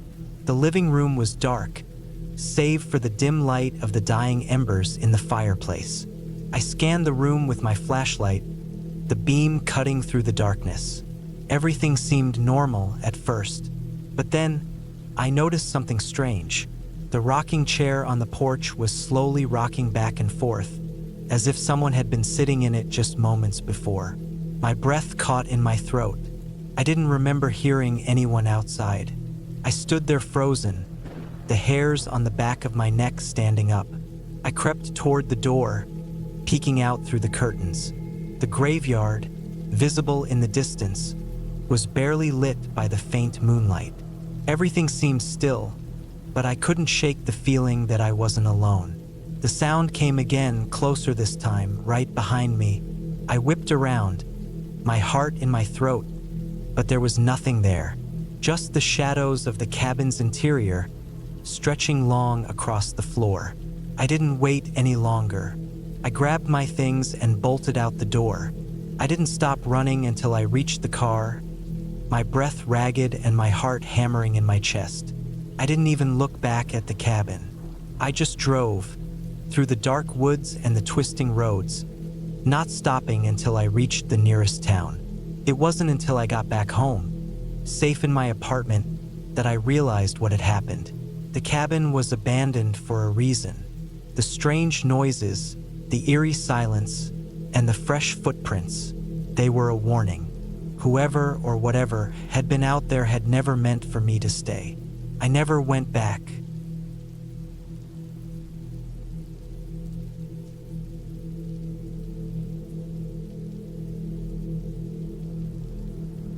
It's hard to forget the first time I went back to that cabin. It had been years since I'd last stepped foot in that place. So many things had changed. My life, the people around me, but the cabin, it was the same. The trees around it still stood tall, as though they had witnessed everything, but still they remained silent. The place had always felt like a piece of him. No matter how far I tried to run, it seemed that he and his memory followed me. I was 29 when I left. His name was Eric, my ex-husband. We'd been married for 5 years. First, things were great. I was living a dream, or so I thought. But then came the constant fights, the accusations, the weight of unmet expectations. I never felt seen or understood. Over time, the love faded, and it became easier to ignore the cracks. But deep down, I always knew I couldn't stay forever. In the end, I left. I walked out on him just like that, and the house, the marriage, the shared moments, all of it was gone. It was messy, painful, but I couldn't do it anymore. Still, there was one thing I couldn't shake: the cabin. It was his sanctuary, our sanctuary, once upon a time. He had bought it when we were still living in the city. I remember how proud he was of it, the way he talked about it with a passion that was rare for him. It wasn't a grand house, just a small, secluded cabin, tucked away in the woods about 2 hours north of the city. I didn't think much of it at the time, but the cabin held a special place in his heart. And I guess it had been his way of trying to make up for everything we lacked in our relationship. That cabin, that one little retreat, became a symbol of what we couldn't fix. When the divorce was finalized, I had the option to take it, to sell it, or just leave it be. I thought about it long and hard. The cabin was a part of him, a part of the life we had shared, but it was also a reminder of all the things I wanted to forget. So, I chose to leave it behind, figuring I would never need to face it again. But life, as it tends to do, had a funny way of throwing things my way. 3 years later, I received a call from a realtor in the area, telling me the cabin had been sold. It felt like a punch to the gut. I wasn't expecting it, and honestly, I wasn't sure how I felt about it. But I guess I didn't need to worry. The buyer wasn't planning to keep the place for long. They had their eyes set on building something new, something bigger. So the cabin went back on the market. The call caught me off guard, but as soon as I hung up, something clicked inside me. It was time to go back, to face it, to let go. I drove up alone just like I had so many years ago. The air was crisp, the trees starting to turn in the first touches of autumn. There was something peaceful about being out there, something that settled the restless part of me. I hadn't thought much about the memories that would resurface, but now, as I pulled up to that gravel road leading to the cabin, it was impossible to ignore the flood of them. The place looked smaller now, weathered by time and neglect. The porch sagged slightly, and the windows were dirty. The trees surrounding it, thick with overgrown vines, seemed to close in on the cabin, casting long shadows.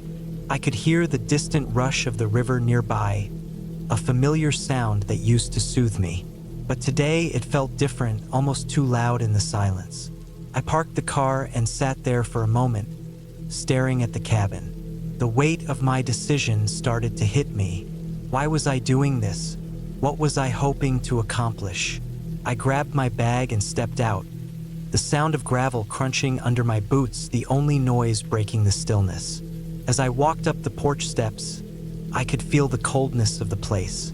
The cabin had always been warm when we were there together, our small attempts at happiness in an otherwise broken relationship. But now it felt hollow, empty. Even the air seemed to have forgotten what it once held. I pulled out the spare key that I'd kept all these years. I don't know why I still had it. Maybe it was a comfort, a reminder that I could always come back if I needed to. But now it felt like a mistake. I slid the key into the door, turned it, and pushed. The inside was exactly as I remembered it. The living room still had that same couch, the same coffee table that had been scratched from years of use. The walls, once a warm yellow, were now faded and cracked.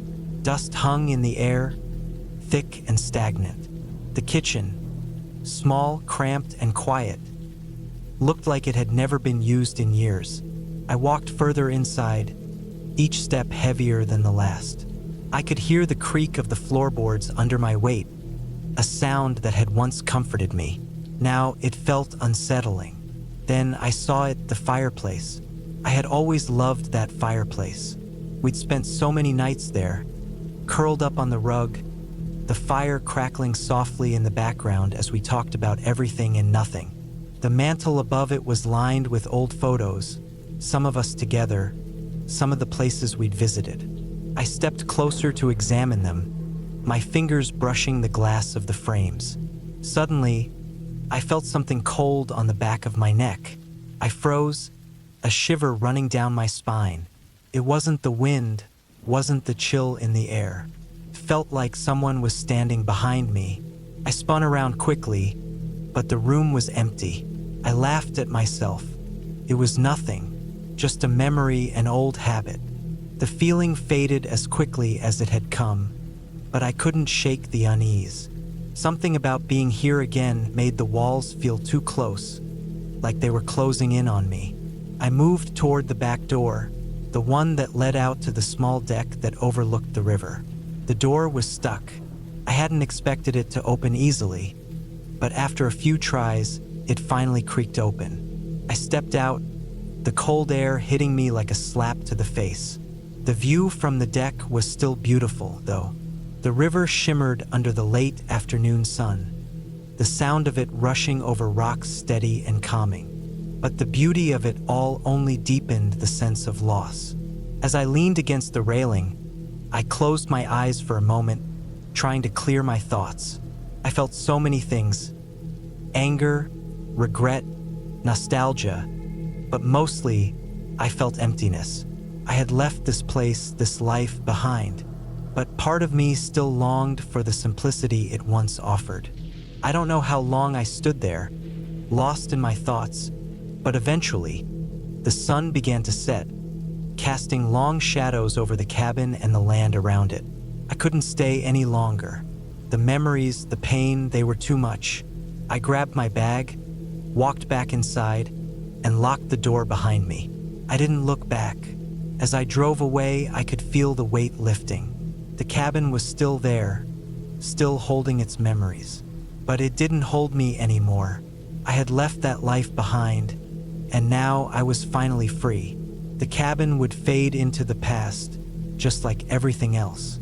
And for the first time in years, I felt like I was finally moving forward.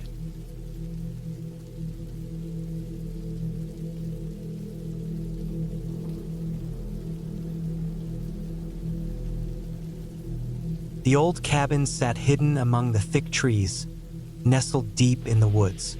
It had been my grandfather's place, a place I hadn't seen since I was a child. I remember the days when we'd visit in the summer, my siblings and I running wild, the smell of pine in the air and the creaky, weather-beaten walls of the cabin seeming to embrace us as we played outside. My grandfather used to tell us stories about how the cabin was built with his own hands, how he had cleared the land by himself, and how the silence of the forest had always kept him company. But that was years ago. My grandfather had passed away a decade ago, and the cabin had been abandoned ever since. It wasn't that I had forgotten about it, but life had kept me busy. A few weeks ago, I got a call from my cousin who told me the cabin was falling apart, that it was no longer safe.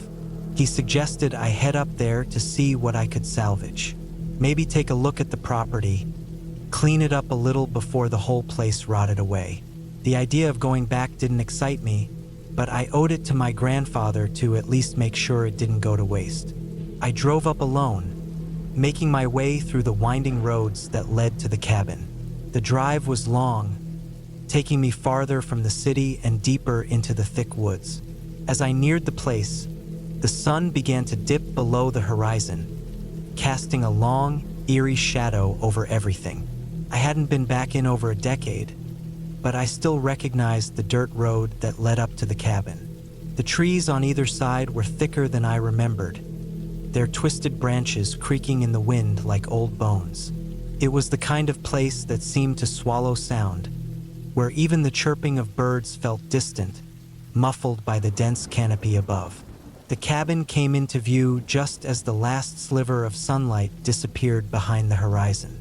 It was smaller than I remembered, the wooden structure weathered and leaning slightly to one side, as though time had claimed its toll on it. The porch was sagging, the stairs cracked and rotting away. The paint, once a bright red, was now faded and peeling, and the windows were covered in dirt and grime. It felt abandoned, forgotten by the world, just like my grandfather had been in his final years. I parked my car and sat there for a moment, taking in the scene. The wind howled through the trees, making the cabin groan and creak in response. There was no sign of life around. I grabbed my flashlight and stepped out of the car, the crunch of gravel underfoot the only sound. My dog, Diesel, followed closely behind me, sniffing at the air, his fur bristling slightly, as though he sensed something unusual. The door to the cabin was ajar, a thin crack of light spilling out from inside. I hesitated for a moment before pushing it open. The hinges screeched in protest, the sound sending a shiver down my spine. The inside was just as I remembered, dim, dusty, and filled with the scent of old wood.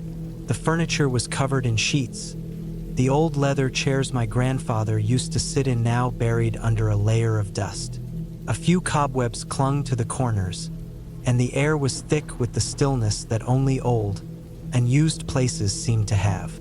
I moved cautiously through the cabin, my dog sniffing around, his nose twitching as he explored. There was something unsettling about the place now, something that made the hairs on the back of my neck stand up. I couldn't put my finger on it, but it felt wrong. My grandfather had always made the cabin feel like home, but now it felt like a stranger's house. I made my way toward the back bedroom, where my grandfather had spent most of his time before he passed away. The door creaked as I pushed it open, and the stale air hit me like a wall. The bed was still there, though the sheets were tattered and the mattress was sagging. On the dresser, old photographs of my family lay scattered, some of them faded and yellowed with age. But there was something else, something that made my heart race and my throat tighten. I glanced down at the floor. There, in the corner, was a body. I froze. At first, I thought I was seeing things. But no, there was a body, slumped awkwardly on the floor, one arm extended, the other twisted at an unnatural angle. My heart slammed against my ribs as I slowly took a step forward. Diesel growled softly beside me, his hackles raised. The body was old, decayed, but still unmistakably human. My breath caught in my throat as I recognized the clothes. The flannel shirt, the worn jeans, the boots. It was my grandfather. I stumbled back, my legs weak beneath me. The room spinning as panic gripped me. My mind raced, trying to make sense of what I was seeing. How could this be? My grandfather had died years ago, buried with his favorite rifle by his side. I had been at his funeral. I had seen his body, cold and lifeless in the casket. I felt a sharp pain in my chest, a sickening knot of dread tightening in my stomach. The body, what was left of it, wasn't just dead. It was rotting. The flesh had decayed in a way that only comes with time and neglect. It looked as though it had been here for far too long, yet the clothes were still familiar, still something my mind could cling to, even as the reality of what I was seeing set in. My grandfather had never looked like this. This wasn't right. This wasn't how he had looked when he passed. I turned away from the body, my breath shallow and erratic. The walls seemed to close in around me, the shadows in the room growing darker with every passing second. I needed to get out of here. I needed to leave, but something was holding me there. Diesel was growling low, his eyes locked on the body, but he didn't move toward it. He seemed as unnerved as I was. I stumbled backward, almost tripping over the dresser. My mind was a blur, racing to find an explanation, anything that could make sense of this. There had to be a mistake. Maybe someone else had been here. Maybe this was some kind of sick prank. But the more I looked at the body, the more I realized this was real. Too real. I bolted for the door, slamming it shut behind me, my heart pounding in my ears. I couldn't breathe, couldn't think straight. I stumbled out onto the porch, Diesel following close behind. I didn't know where to go, what to do. The thought of going back inside made me sick to my stomach, but I couldn't just leave. I had to call someone. Someone needed to see this. But as I fumbled for my phone, I noticed something strange. The phone had no signal. Panic set in. I couldn't stay out here in the dark, alone, without anyone to help. The trees around the cabin swayed ominously in the wind, their branches creaking like old bones. I felt the weight of something heavy pressing on me.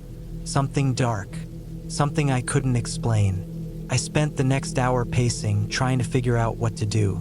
The darkness of the woods pressed in closer with every passing minute. Finally, I made a decision. I couldn't stay here.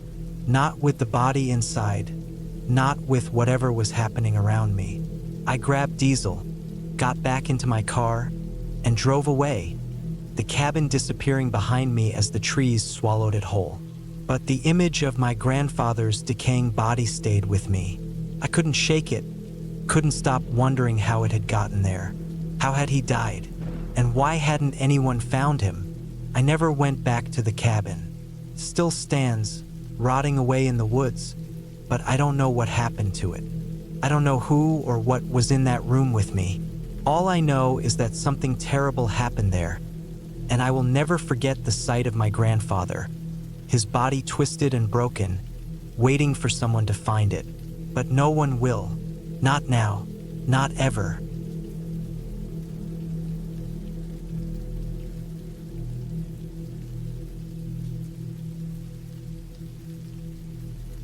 It was the fall of 2007 when I decided to get away for a weekend. I'd been working non-stop, living in the city, and I needed some peace, some time away from everything. I found an old cabin in the mountains of Northern California, far enough away from civilization that the nearest town was an hour's drive. The ad online made it sound perfect. Rustic, quiet, a chance to unwind. The owner claimed it was a place that would help me reconnect with nature. And the thought of being surrounded by towering pines and the crisp mountain air was exactly what I needed. I wasn't expecting anything supernatural. Honestly, I was just hoping to avoid the stress of work and the constant noise of the city. I packed my bag, loaded up my old Subaru Outback, and set off. The drive itself was beautiful. The golden colors of autumn hung in the trees like something out of a painting. There was a light dusting of fog in the valleys as I wound my way up the mountain. The road to the cabin wasn't paved. It was a narrow dirt path that seemed like it had been carved out of the earth over the years, but I was used to this sort of thing. The Outback handled it easily enough. I wasn't in a rush, so I didn't mind the bumps and turns. It was late afternoon when I finally reached the place. The cabin sat alone at the edge of a clearing, with a steep drop into the valley below on one side. It looked ancient, built from logs that had weathered decades of storms. The roof was a mix of wooden shingles, some moss-covered and curling at the edges. The windows were a bit too small for my liking, but I figured it added to the charm. There was a small porch with a couple of rocking chairs and a thick layer of dirt covering everything. I parked the car and grabbed my duffel bag. My dog, Riley, an energetic golden retriever, hopped out of the back, stretching his legs. He was just as eager to explore as I was. I stepped onto the porch and noticed the front door was slightly ajar. It wasn't wide open, but it was enough to make me pause. I wasn't worried about it. There had been no one around for miles. Maybe it was just a draft. I knocked on the door frame just to make sure no one was inside, then pushed it open. The inside of the cabin smelled like wood, old leather, and something else I couldn't quite place.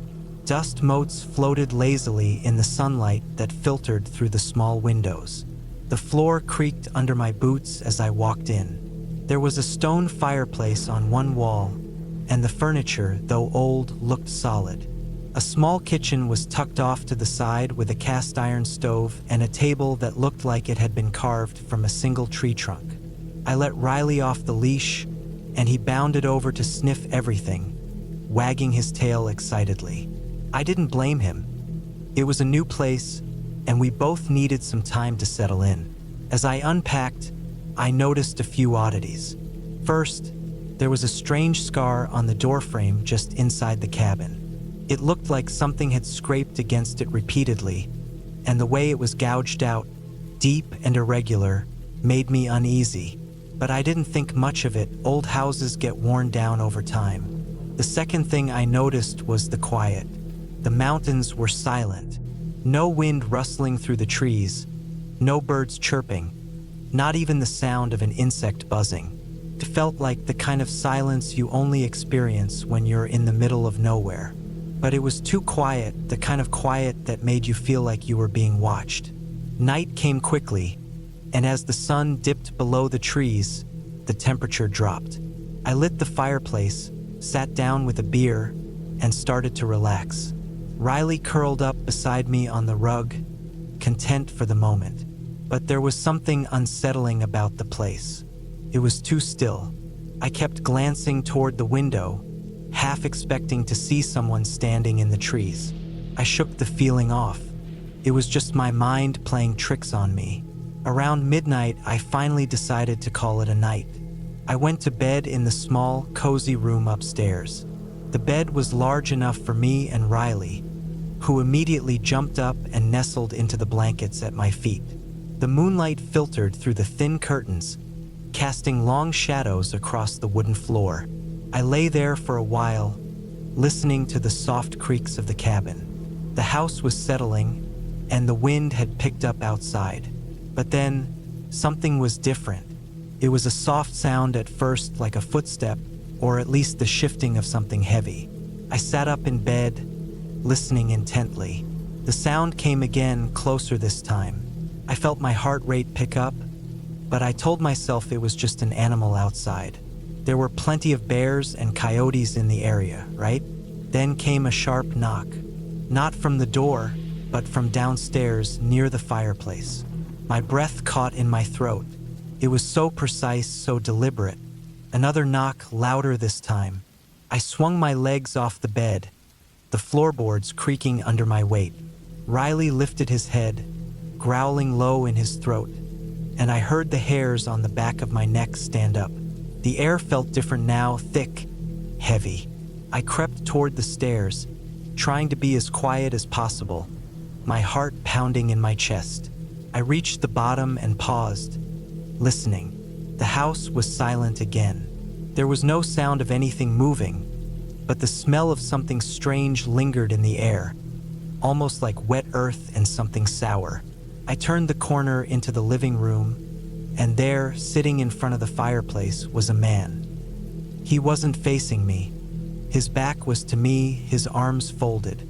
He was just sitting there, perfectly still. I didn't know who he was. He wasn't the owner. I would have recognized him from the pictures, and I was sure I hadn't heard a car pull up. My voice trembled as I called out, "Who are you?" He didn't answer. I stepped back, my hand fumbling for my phone in my pocket. But just as I pulled it out, Riley lunged toward the man, barking ferociously. That seemed to snap the man out of whatever trance he was in. He stood up so quickly it made me flinch. Without saying a word, he moved to the door, his footsteps silent on the wood floor. I followed him, my pulse racing. I opened the door just in time to see him disappear into the trees. I didn't sleep the rest of the night. Every sound, every creak of the cabin, every rustle in the trees made my skin crawl. The next morning, I packed up and left before the sun had fully risen. I didn't even care if I'd paid for the whole weekend. I just needed to get out of there. As I drove back down the mountain, the strange silence seemed to follow me. I didn't tell anyone what had happened. Who would believe me? But I never went back to that cabin. It didn't matter how much peace I thought I needed. That place wasn't meant for me. It wasn't until months later that I heard the stories. The cabin was known for being in a remote area where people sometimes disappeared. Some had left without a trace, while others were found years later, their bodies never quite explaining what had happened. No one could ever explain the knocks at the door, or why people had been so drawn to it in the first place. But I had my answer, and I wasn't interested in finding out more.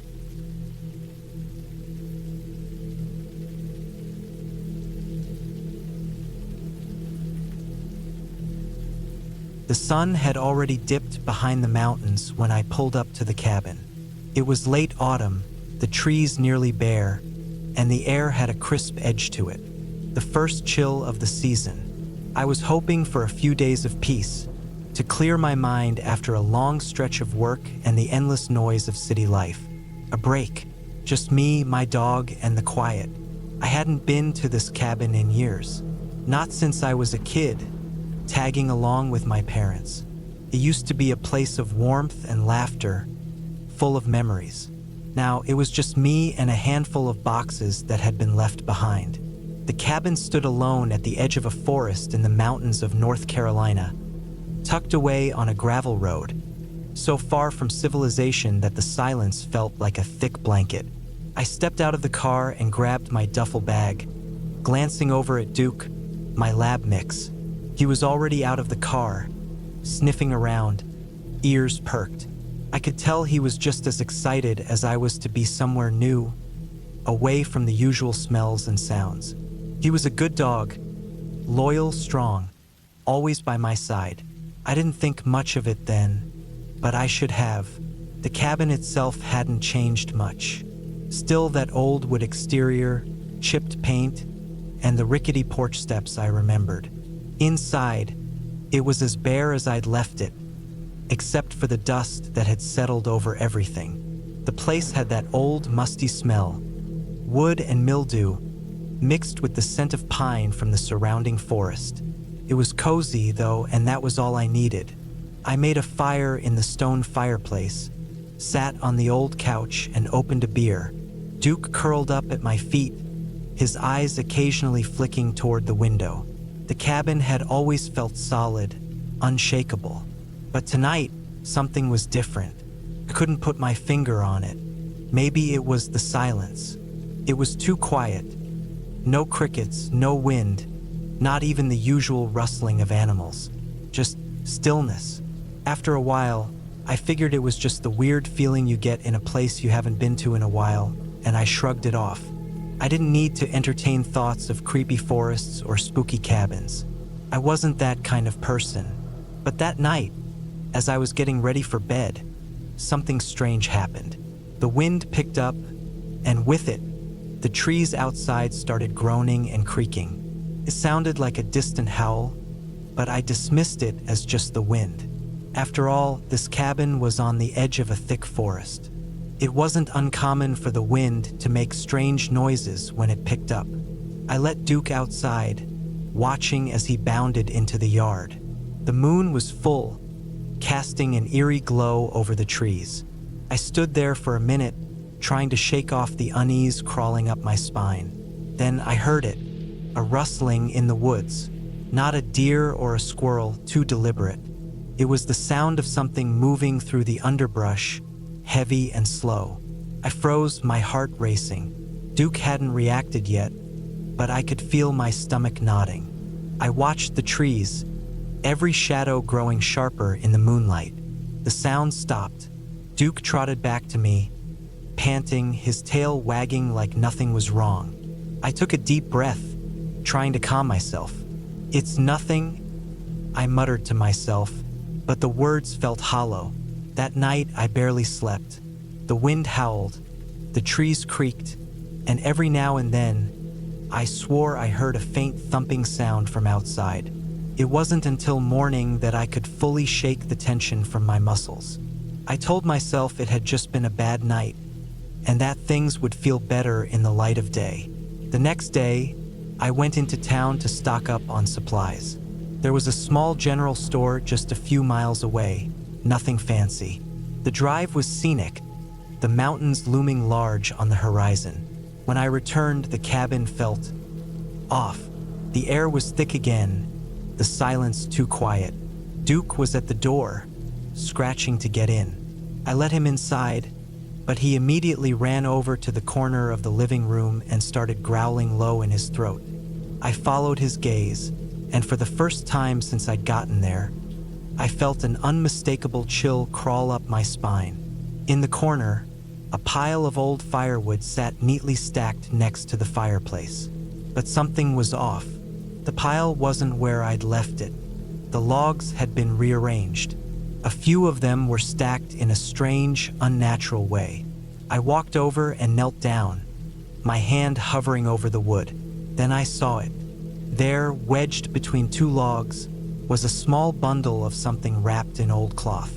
My heart skipped. I didn't remember leaving anything behind like that.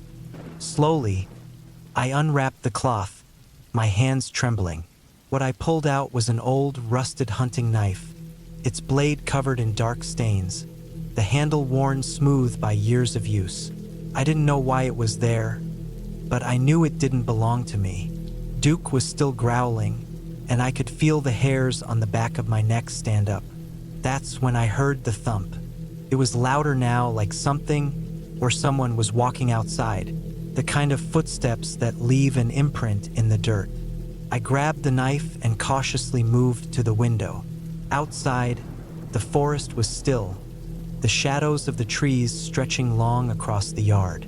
There was nothing to see, but that didn't ease my nerves. Every instinct in me screamed that something was wrong, but I wasn't about to run. I needed to understand what was going on. I spent the rest of the day inside, checking every corner of the cabin, making sure all the windows and doors were locked tight. The day passed without incident, but the oppressive feeling didn't leave. That night, I sat in front of the fire, Duke at my feet, the knife beside me on the table. The wind picked up again, a howling breeze that shook the cabin's wooden frame. Then, just as I was about to drift off to sleep, I heard it, louder this time, a knock on the door. I froze, my heart hammering in my chest. Another knock, louder now, a thud that shook the door.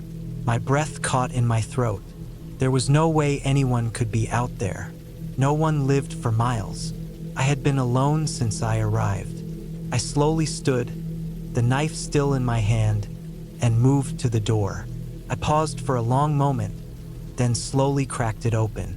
Nothing. The yard was empty. No footprints, no sign of movement. Just the eerie silence of the woods. But as I stood there, staring into the darkness, I felt the unmistakable sensation of being watched. It was as though the trees themselves were leaning in, waiting. I closed the door and bolted it shut. Something was wrong, deeply wrong. That night, I didn't sleep. I kept my eyes on the windows, the door, listening to every sound outside. Every creak of the trees, every whisper of the wind felt like a threat. By morning, I knew I couldn't stay another night. I packed up what little I had, gathered Duke, and left. As I pulled away from the cabin, I looked in the rearview mirror. The place stood as it always had, silent, still, and untouched. But I couldn't shake the feeling that something had been watching me the whole time.